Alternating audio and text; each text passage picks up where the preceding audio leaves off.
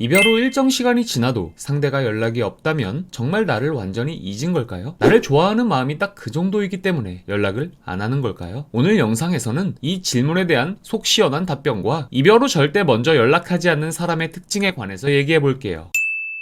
이별 후 지금 여러분이 상대의 연락을 기다리고 있는 입장이라면 하루하루를 정말 피가 마르는 기분으로 메일을 보내고 계실 텐데요. 그런 여러분을 더 힘들게 하는 건 아마 주위에서 들려오는 이런 말들일 겁니다. 야, 간절하지 않으니까 연락 안 하는 거지. 자기가 진짜 미련 있으면 벌써 연락했겠지. 뭐 이런 말들이죠. 그러면서 또 덧붙이는 말들은 남자는 진짜 좋아하는 여자한테는 이렇게 한다더라. 여자는 남자를 진짜 좋아하면 이렇게 한다더라처럼 뭔가 그럴싸한 말들로 여러분에게 조언하기도 합니다. 근데 임상심리사이자 재회상담을 직업으로 하고 있는 사람으로서 저는 이런 일반화는 경계할 필요가 있다고 생각해요. 이런 말들을 하는 사람은 본인은 굉장히 이성적이며 팩트를 말한다고 생각하겠지만 저는 오히려 이런 일반화를 하는 분들이 이성적이라기보다는 훨씬 더 감성적이며 연인 관계를 더 로맨틱한 무언가로 바라보고 있다는 생각이 드는데요. 이들은 마치 절대불변의 사랑 법칙 같은 게 존재한다고 믿고 사랑한다면 뭐뭐 해야 한다와 같은 사고를 가지고 있지만 사실 우리가 현실에서 마주하게 되는 사랑은 드라마나 영화에서처럼 단순하지 않죠. 쉽게 말해 사랑을 하면 남자는 이렇고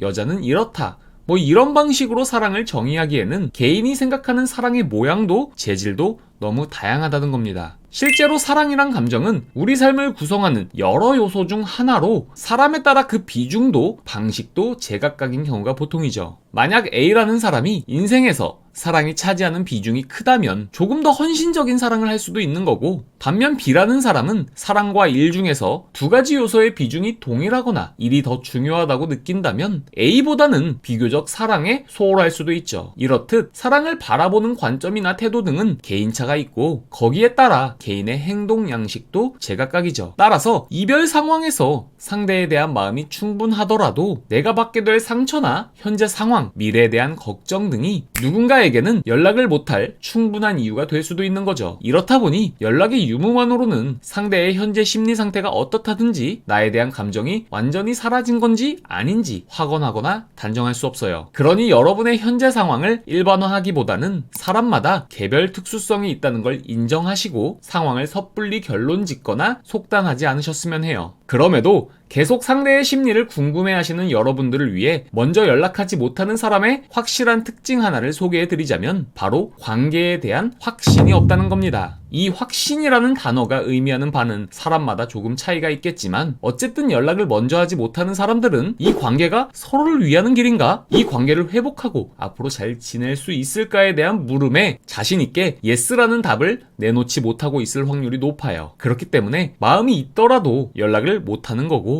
마음이 없는 사람은 당연히 이런 확신이 없으니 마음을 정리했을 테고요. 물론 이 외에도 간혹 상대에게 거절당하는 게 두렵거나 용기가 없어서 연락을 못하는 경우도 있지만 이 경우 역시 서로에 대한 확신이 없기 때문에 이런 두려움이 생기는 겁니다. 그런 의미에서 결국 연락을 못하거나 안 하는 사람들은 이러나 저러나 확신이 부족한 거죠. 하지만 확신이 부족하다고 해서 나에 대한 마음이 작다거나 마음이 완전히 식었다는 걸 뜻하진 않아요. 아니, 좀 더 정확하게 말하면 상대의 진심은 아무도 모르죠. 상대방 자신도 자기 마음을 잘 모를 수도 있고요. 그러니 연락 자체를 상대의 마음에 대한 잣대로 생각하지는 않으셨으면 해요. 적어도 여러분이 재회를 바라고 있다면요. 그냥 일정 기간 연락이 안 오면 내가 먼저 연락하겠다라고 생각을 하고 연락의 과정에서 상대에게 어떻게 확신을 심어줄까에 대한 고민을 하는 게 재회에 훨씬 도움이 됩니다. 따라서 더는 정답을 알 수 없는 추측의 영역에서 헤매지 마시고 재회를 위해 내가 뭘 해야 하는지, 뭘 할 수 있는지를 생각하는 시간을 가지셨으면 좋겠어요. 끝으로 인간관계론의 저자 데일 카네기의 말로 마칠게요. 걱정해도 소용없는 걱정으로부터 자기를 해방시켜라. 그것이 마음의 평화를 얻는 가장 가까운 길이다.